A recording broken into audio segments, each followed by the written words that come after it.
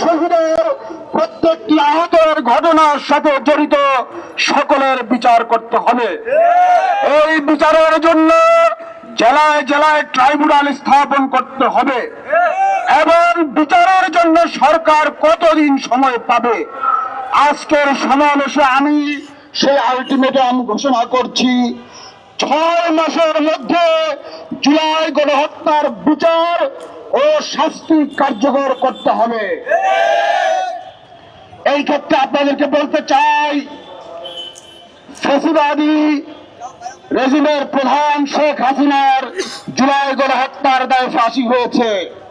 এখন প্রশ্ন হলো, শেখ হাসিনা ভারতে পালিয়ে আছে, তার শাস্তি কিভাবে কার্যকর হবে? তার শাস্তি কার্যকর হওয়ার ক্ষেত্রে আমি সবাইকে মনে করিয়ে দিতে চাই, এই জুলাই গণহত্যার বিষয়ে জাতিসংঘের মানবাধিকার হাই কমিশনের যে রিপোর্ট, সেই রিপোর্টে একটি কথা আছে যে এই ধরনের হত্যাকাণ্ডগুলোর বিচার করে সেই বিচারের রায়ের কথা, বিচার কতটুকু হয়েছে তা জাতিসংঘকে জানাতে হবে। আমাদের প্রশ্ন হলো, শেখ হাসিনার ফাঁসির রায় হয়েছে, শেখ হাসিনাকে আমরা এখনো বাংলাদেশে আনতে পারিনি, কিন্তু সেই বিষয়টি কি জাতিসংঘকে জানানো হয়েছে? জাতিসংঘের মানবাধিকার কমিশনকে কি জানানো হয়েছে? শেখ হাসিনাকে যদি ফেরত না দেয়, তাহলে কি ভারত বাংলাদেশের সাথে কূটনৈতিক সম্পর্ক রাখতে পারবে কিনা, সেই প্রশ্নটা কি কোন সরকার করেছে? ডক্টর ইউনূসের সরকার করে নাই এবং বর্তমান নির্বাচিত সরকারও করে নাই। শেখ হাসিনাকে বাংলাদেশে ফেরত আনার বিষয়টি ভারতকে বাধ্য করতে হবে। সেই জন্য আমাদেরকে যেরকম আন্তর্জাতিক পরিসরে যেতে হবে, তেমনি আমাদের দেশেও এখানে ব্যবস্থা নেওয়ার প্রশ্ন আছে। তাহলে আমরা ভারতের সাথে কূটনৈতিক সম্পর্ক ছিন্ন করার পর্যায়ে যাব। আমরা ভারতের কূটনীতিকদেরকে বাংলাদেশে নিষিদ্ধ ঘোষণা করব। ভারতের সাথে আমাদের সকল ধরনের সম্পর্ক ছিন্ন হয়ে যাবে।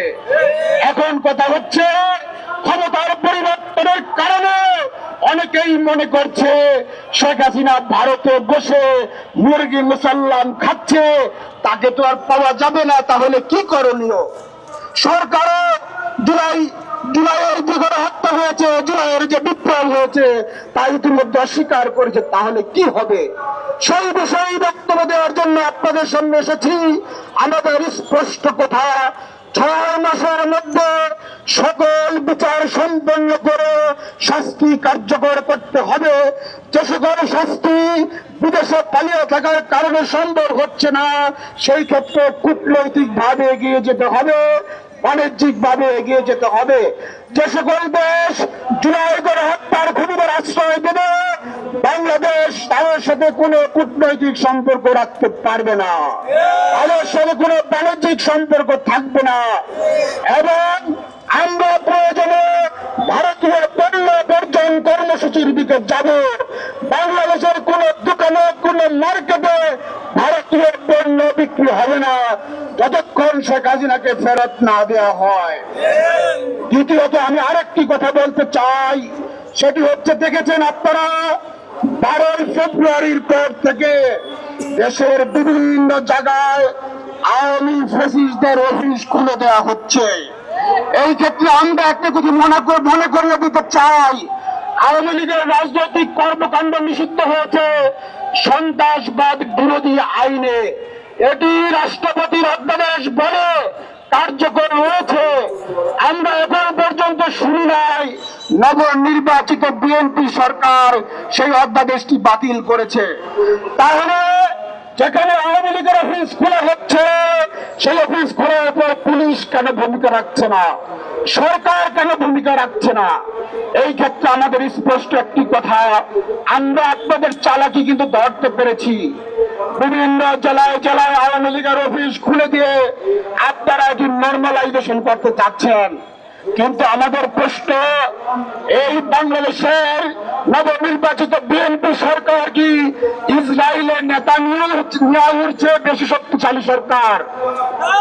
তারা আমেরিকার সরাসরি টঙ্কে টন বোমা ফেলানোর পরেও ইসরায়েলকে মুসলিম বিশ্বের সাথে নর্মালাইজ করতে সক্ষম হয়নি।